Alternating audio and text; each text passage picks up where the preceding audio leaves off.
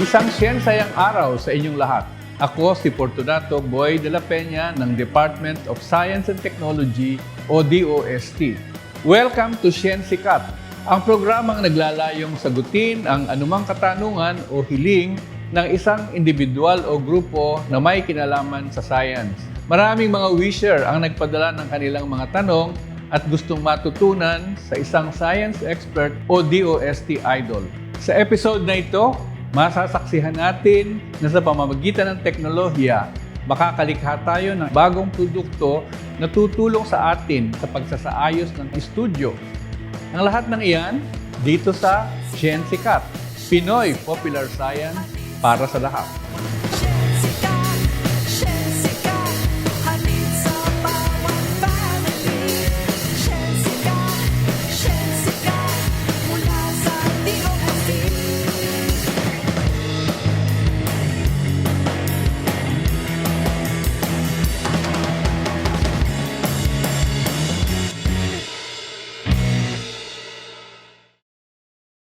Papatunayan ng mga young inventors sa episode na ito ngayon na minsan ang mga problema ay posibleng magbigay ng daan sa malalaking oportunidad sa buhay. Akong inyong co-host, Jego Reyes, at samahan nyo kaming pasukin ang mundo ng pagtuklas sa mga bagong kaalaman. Dito lang yan sa Siyensikat, Pinoy Popular Science para sa lahat. Hello everyone, I am Ivan Relam Tonggal from Angeles City. And ako po yung nanguna sa experimentation process ng Project Hibla. Hi! I'm Neil David C. Kayanan and mula ako sa Angeles City. Ako yung nanguna sa data analysis and interpretation at sa paper making ng Team Hibla. Mabuhay! Ako nga pala si Shire Sigozon mula sa Angeles City. At ako ang nanguna sa grupo sa pagbuo ng konsepto at ng mga komunikasyon ng Project Hibla. At ngayon makasama po natin ang ating young innovators from Angeles City Science High School upang pag-usapan ang pambihira po nilang invention. So guys, thank you so much for being here and welcome to Siyensikat. And first and foremost po, as I was reading the background of your study, I was really inspired po, despite your age, wala akong hadlang sa inyo yon. What was the inspiration po of your project or yung pong inyong research? Since nag-aaral po kami sa public schools po, marami po kasing public schools na maninipis po yung walls na boundary between two classrooms. So madalas po tuwing nagkaklase, nagkakarinigan po yung noise sa mga bawat classroom. So naisip po namin na pwede naman po namin solusyonan itong problema na to. Sa paggamit ng water hyacinth na yun, na pwede maging sound absorption, pwede po namin masagot yung problema na yun. At the same time, masolve din po yung problem namin dito sa school. Kaya po naging inspiration din po namin na sige, i-push natin itong study na to para magamit natin sa school natin at hopefully para sa marami na rin po. So basically guys, ang ginawa nyo is the reverse of the saying, di ba? You hit two birds with one stone. Ang ginawa nyo, ginamit nyo yung birds para gumawa ng stones. Yes. So you created a solution out of problems, which is not ordinary.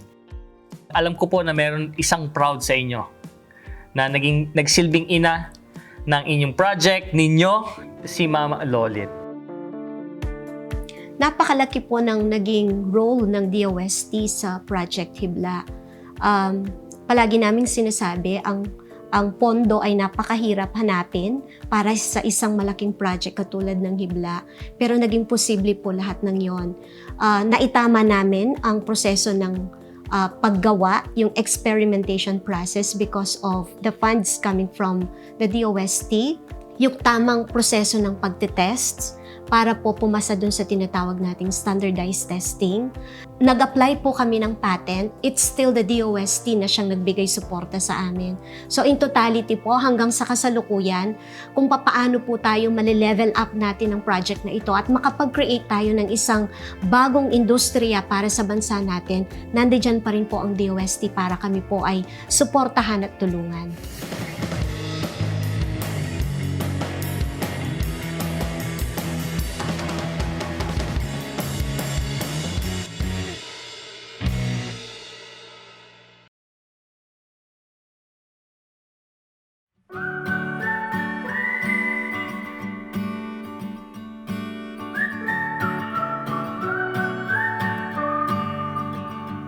Bali po, pwede po natin sila gamitin as acoustic furnitures.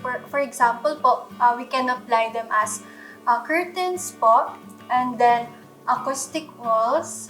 Then pwede rin po sila sa chairs po. Ganun. Actually po, sa conference rooms, like the one we can see here po, ganun po. And nag-test po kami dati wherein the measurement is about 13 by 13 inches. Ayun po, bali, nakakatulong na po siya sa normal size po ng classroom sa school po. And dagdag ko lang po sana, yung invention po kasi namin po, parang ni-redesign po namin yung existing na po nating sound absorption panels. So, yung mga traditional way po ng paglagay, katulad po nung nilalagay sa gitna ng wall, ma-apply po natin yun sa project po namin. Kasi po, hindi naman po namin pinapalitan totally yung existing po natin sa market. Ini-improve lang po namin. So, enhancement siya. Ini-enhance po namin siya. And gumagamit po kami ng mga conventional materials po, yung mga biomass materials na yan. Kaya po, kung paano po natin ina-apply yung existing natin sound absorption panels, pwede po natin siyang gamitin sa mga Hibla panels pa natin. In addition pa dun, aside sa traditional setting na in-between walls, just like yung mga rock fibers natin na ginagamit for acoustic insulation, we can also use our product na as acoustic furniture where you can apply sa seat cushions, sa acoustic curtains, sabi nga ni Shira, and even sa electrical plugs when you just want to insulate that specific area. Na-mention nyo kanina, no, that you are not really changing kung ano yung meron tayo ngayon, but enhancing. So ano yung difference nung parang conventional na ways doon sa ginawa nyong enhancement ngayon? So, bali po, isa sa mga motivation po namin, kaya pinushoot po namin na gawin itong study na to is yung mga existing po kasi natin ngayon sa market is meron po silang pinupost na health risk po. And gusto po namin sana humanap ng way para po maalis yung risk na yun or mabawasan man lang po. And at the same time nga po, nakatulong po kami dun sa part na naalis na, nabawasan namin yung problem sa flooding.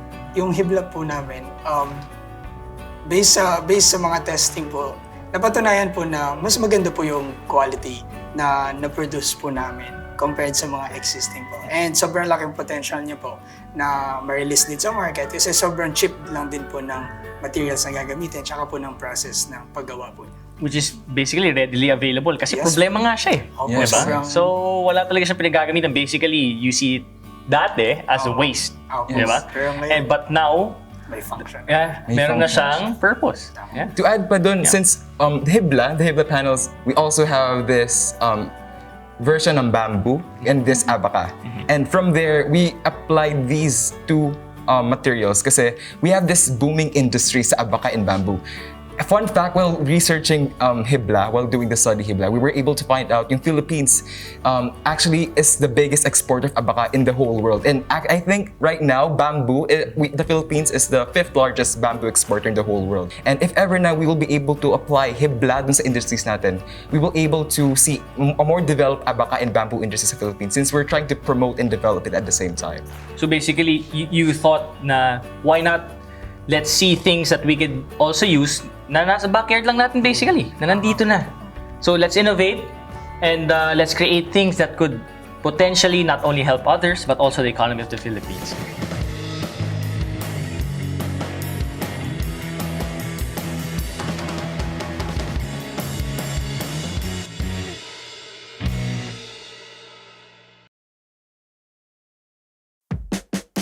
Ano ba talaga yung science, no, nung Hibla and how does it really work?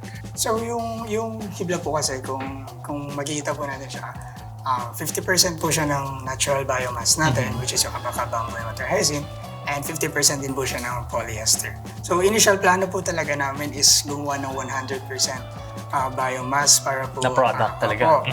Kaso unfortunately po, hindi pa po capable yung machines na available. So we are hoping for that point in future.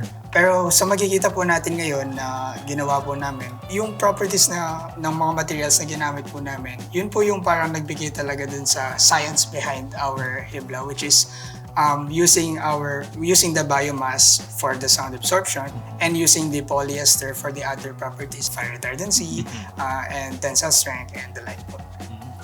So, yung solusyon na nakita namin, which is to add polyester, ay naging beneficial pa pala siya sa product namin.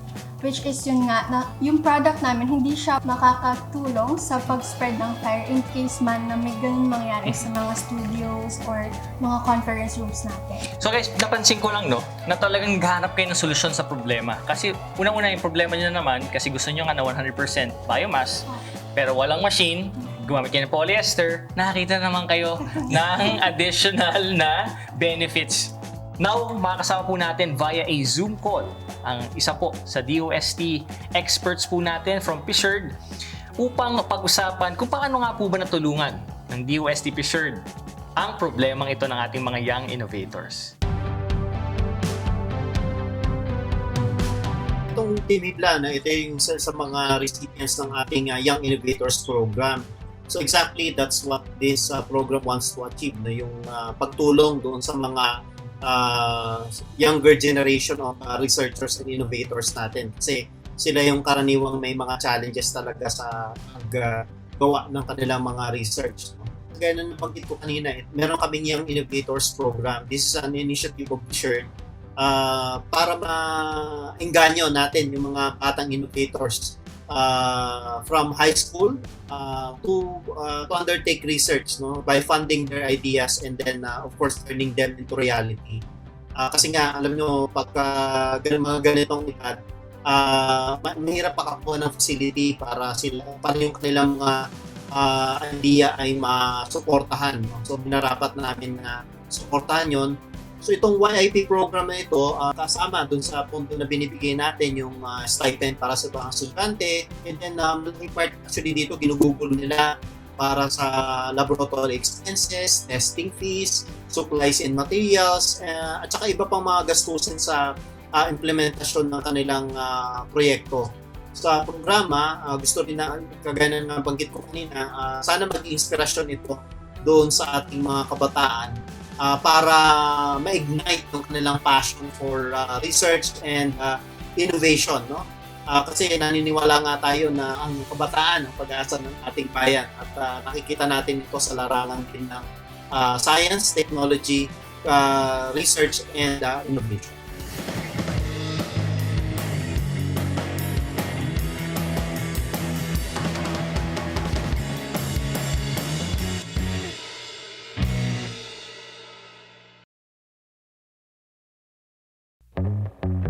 At kayo po ay nagbabalik sa Siyensikat. Ngayon naman po makakasama natin ang ating DOST expert from PTRI, Director Ilumba, upang alamin kung paano nga po ba nila natulungan ng ating mga young innovators sa kanilang proyekto.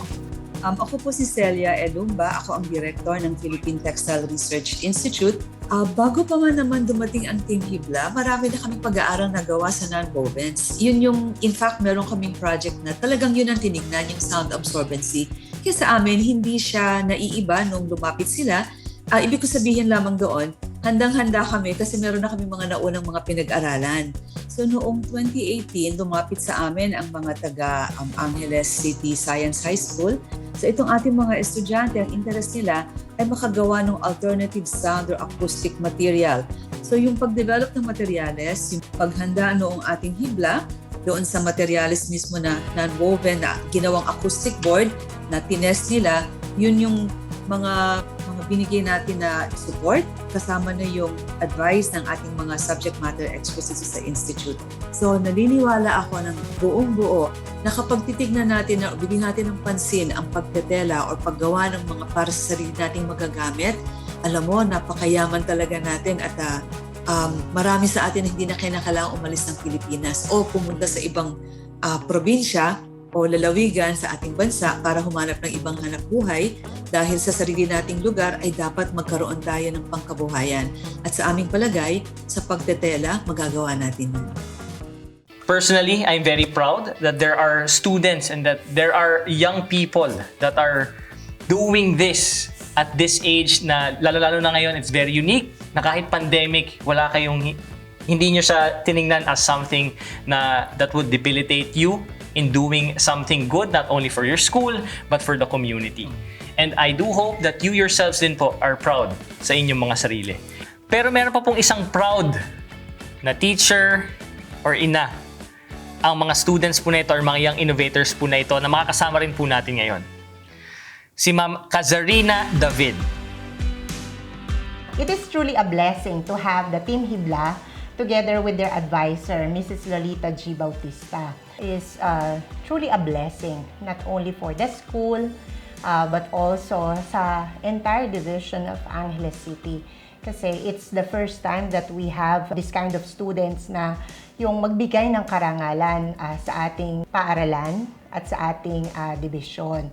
Bilang isang punong guro, so truly na ito ay napakasaya dahil nakikita natin yung consolidated effort ng bawat stakeholders. So dahil dito sa experience na ito ay it opened the different doors of opportunities for other students na kung saan na ngayon bukod sa Team Hibla, meron tayong mga sumusunod na estudyante na sumusunod sa yapak ng mga estudyanteng ito sa larangan ng pananaliksik. Sa pakikinig sa mga batang inventor, tayo ay natuto. Ngunit, mas mahalaga dito, tayo ay napaalalahanan na hindi hadlang ang edad sa pagkamit sa malalaking pangarap. Ako ang inyong co-host, Jego Reyes. At lahat ng yan, dito lang sa Siyensika. Isa na namang makabuluhang pangarap ang natunghayan natin dito sa Siyensika. Gamit ang siyensya, may magagawa tayo para tulungan ang isa't isa. Kaya kung ikaw ay may katanungan na tingin mo ay siyensya ang makakasagot, huwag ka nang mag-atubiling gumawa ng vlogs at i-post ito sa iyong social media accounts at lakipan ng #Syensikat. Malay mo, ikaw na ang susunod na wisher na lalapitan ng aming DOST idols or science experts. Hanggang sa muli, ako si Secretary Fortunato Boy de la Peña mula sa DOST na nagpapasalamat sa inyong pagsubaybay sa amin dito sa Syensikat, Pinoy Popular Science para sa lahat.